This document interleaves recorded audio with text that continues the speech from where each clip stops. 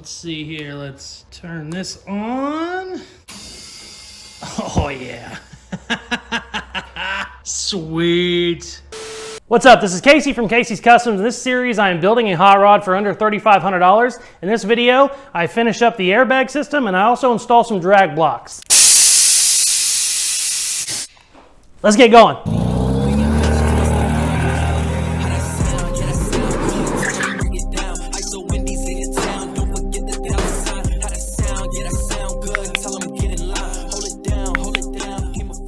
I forgot to add, I finally have a P.O. box. It is in the description of this video. Send me anything you want. If I get enough stuff, I'll open it up on camera and we'll go through it, unless you don't want me to. Obviously, I won't. But I've had people asking for a while now. I finally did it. I have a P.O. box. So, send me some shit. We're back on the 1951 Chevy. The goal for this episode is to get all the airbag stuff done. I was missing a couple little fittings. I had to get those. I had to order some stuff. I have every part, knock on wood, that I need. So the goal is to get the controller in there, the compressor in there, the tank. I want to be able to, by the end of this episode, hit my switches and just get to dropping that ass, baby. So, can I lose monetization? No. Ads are still going. We're fine. That was not a bad thing to say. We're going to get the ass dropping on this. And I want to be able to raise it and drop it, all that fun stuff. So, let's start building our controller. If you've never done this before, there are like just a million moving pieces. It's not as difficult as you think, but it is time consuming. You need to do thread sealer on all of your parts and all that stuff. Also, I found out working on this the other day, I actually have a leaky bag. It's the fitting in the bag, I believe, on the left side. So we need to replace that before we kind of get all this stuff in the way. But for now, we're going to start plugging up all these holes and also getting our sensors and our gauges mounted. Let's go.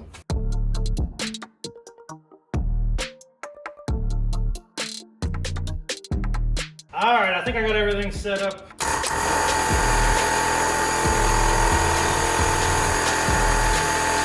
I must be leaking. My gauge isn't moving at all. Where am I leaking at? Shit, I need soapy water. Oh, I'm an idiot. I forgot about the drain at the bottom. Okay, I got the drain fixed. Let's see what happens now. Oh, yeah. It's moving now, baby. Boy, it's slower than hell. I don't know why it's so slow. That's a big tank for one compressor. I might need to run another compressor. This battery's also low, so that's not great. That's not helping. I'm gonna let this run, see how long it takes to fill up, and we'll check for leaks. Hey, I ran out of patience because I got shit to do, so pumped it up to 60 PSI. We're gonna let all this sit for a few hours. I got shit to do. We'll check on it tomorrow and see if it's leaking or not. I don't see anything. I don't have any soapy water here though, so I need to get some soapy water to double check it. But we're looking good so far. We'll check it on tomorrow and see where we're at. So I came back 2 days later. It was down to 40. Turns out I had a little bit of a leak in this back one. But I got my trusty soapy water, sprayed it, realized I only needed to turn it about another half a crank. Turned it half a crank, filled it back up. It's been at 65-ish for about an hour now, so we're good. I know all that is straight. I'm not loving how slow this compressor is. Like I said, this battery sucks. So, I mean, these need a good 12 volts to run good, but it's still a little bit slow. I have a bigger one at my other shop. I might end up switching that out to a bigger one. But for now, we can put it all in here. It's super easy to change, just the compressor. So for now, I want to get all this in the trunk, get it mounted, and start plumbing. Where is it? There it is. Start plumbing the controller. This is our controller that makes everything go up and down. So we need to mount it too.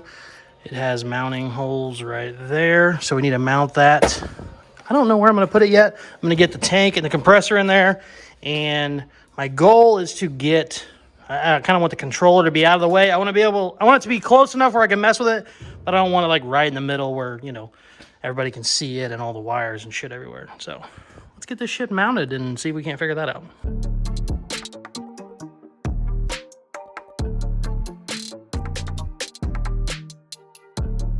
I forgot that I had a leaky fitting on one of those bags, so I had to crawl into there and change that. That was fun. Okay, back to mounting this stuff.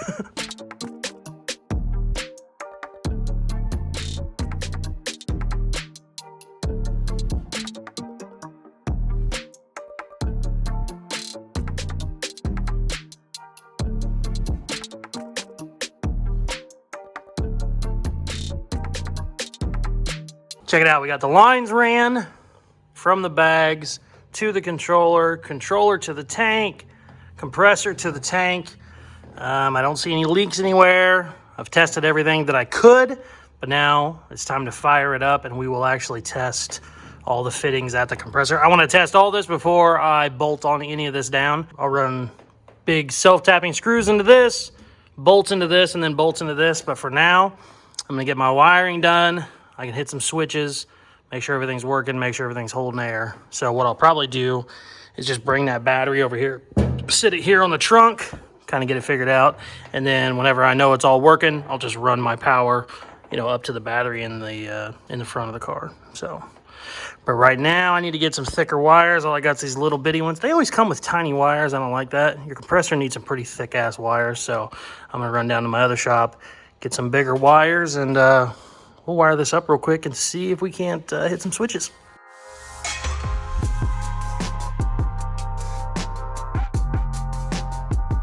Funny story, I have been going through all my wiring for like the last hour.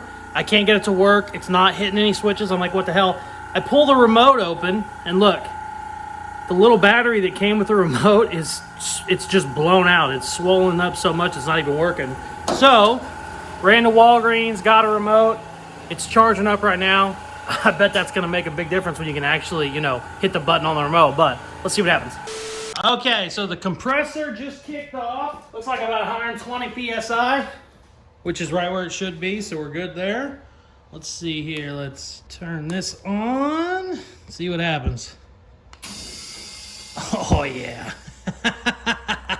Sweet. And the fun part.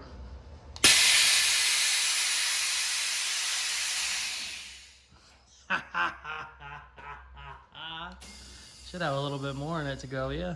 Oh, that's cool, man. That makes me really happy. We're hitting switches, baby!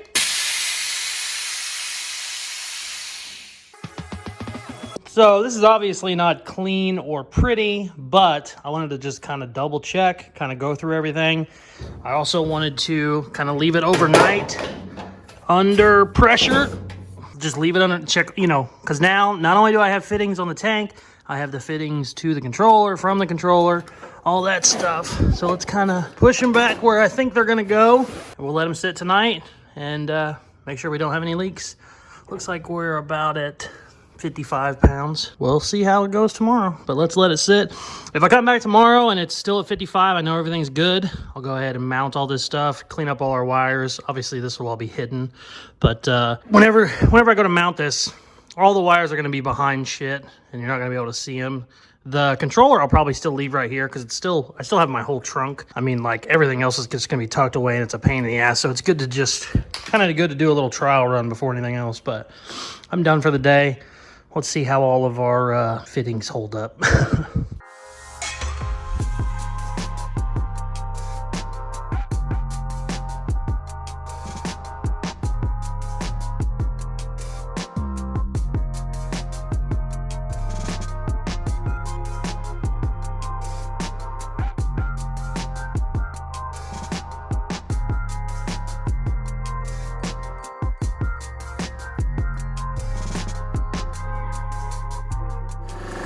Got everything wired up, got it all tucked away.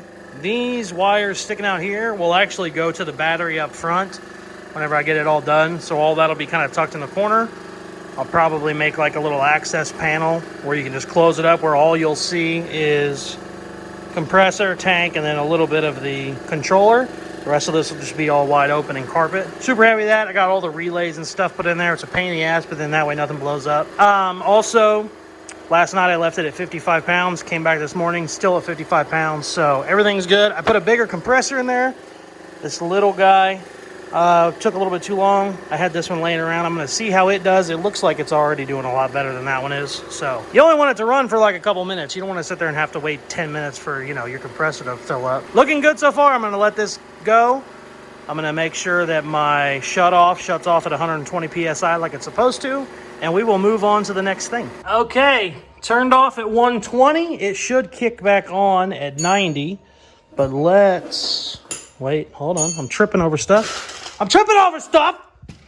Jeez. Okay.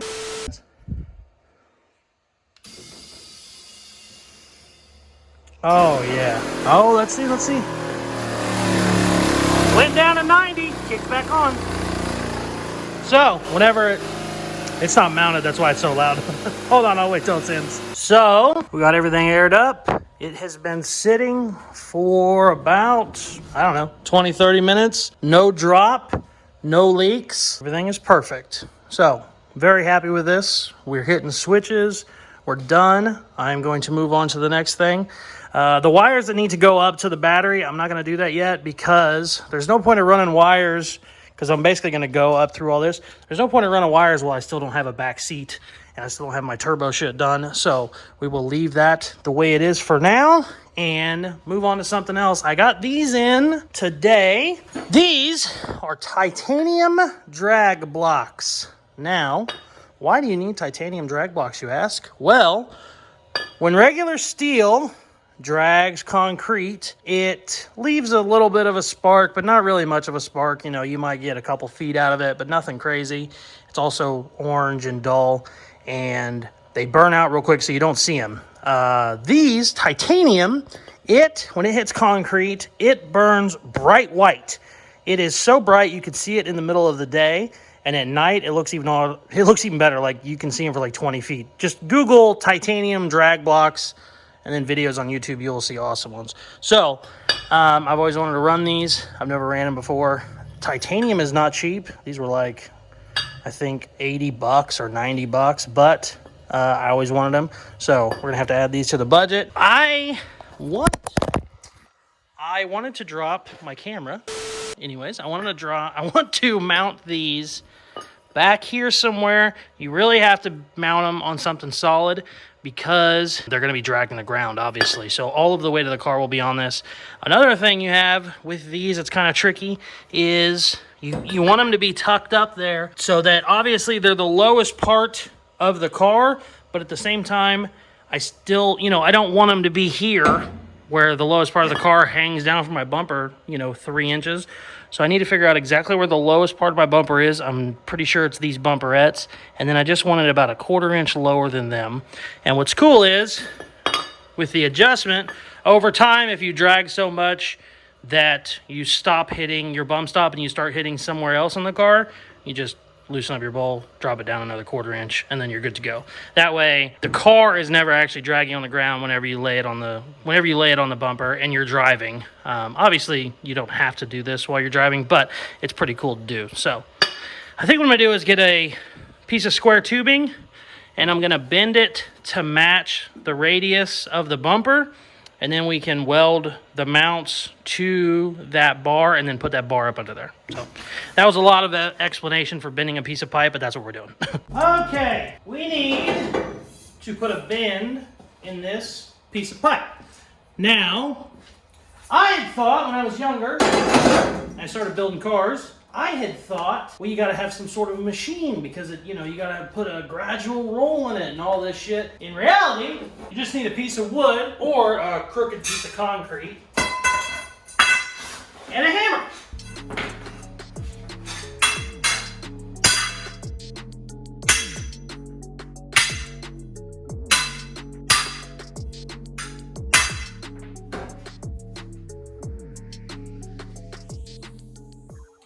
See that on camera, but just gradual hits all along it. It'll get a real nice little curve. Let's time lapse it.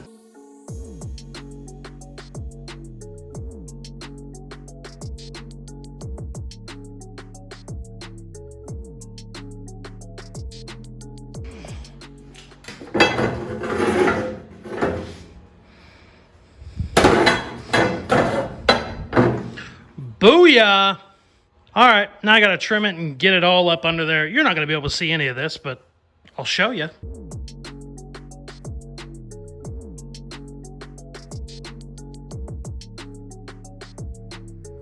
Okay, got them figured out. I marked the bar that I made. I marked it right where the bumperettes are because I want that to sit right at the bottom of the bumperettes. And I'm gonna drill some holes. I was thinking about welding it, but then I was like, screw that. I'll just drill some holes for the bolts, and then all this will be adjustable. We can tweak it this way, whatever we gotta do. So let's drill some holes.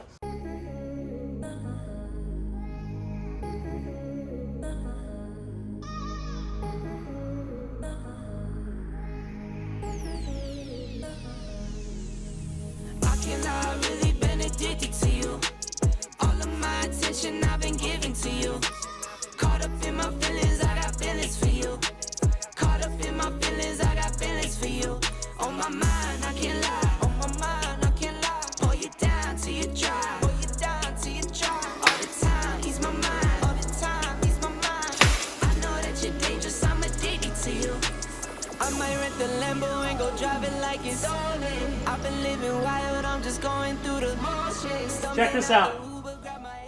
You want to see why people use titanium for drag blocks instead of just regular steel? Let me show you. Here's steel. Not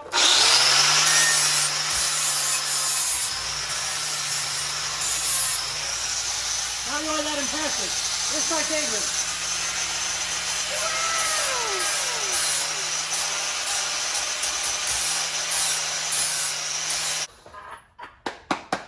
It's gonna be fun, baby.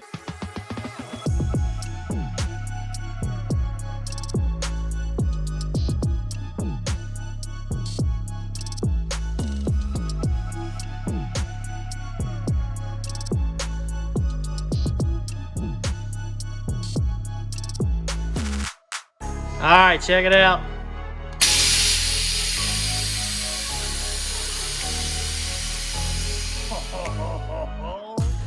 If you look closely, see, it's actually on the blocks.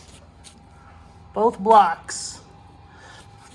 It's only about so this was my lowest point. I can't even get my finger all the way under there, so it's probably only a 1/4 inch, but now it's all sitting on the blocks. So she will drag perfect. And I mean, not only will it have those badass looking titanium sparks, but it actually saves, you know, my bumper's not gonna get ruined, all this stuff. The way I put it in there right now, you know, it had 2 inches of adjustment. The way I put it in there right now, it's all the way at the top of its adjustment. So I have 2 full inches I can move that down just by loosening those bolts and dropping it. So I mean, that's, I don't know, 10 years worth of dragging. Like, super cool. And then, God forbid, let's say you ever like actually use all the blocks, since everything's bolted in, you could just unbolt it and put a new one up under there. So super excited, man. I've always wanted to have that. It's gonna look badass going down the road, and it's nice. It's not gonna ruin my bumper. So sweet. I don't know if I'm gonna do anything else. This might be a full episode because I've had a bunch of time in this. But we'll see. If it isn't the end of the episode, love you, bye. Thank you guys very much for watching. I'm very excited to get all of that done.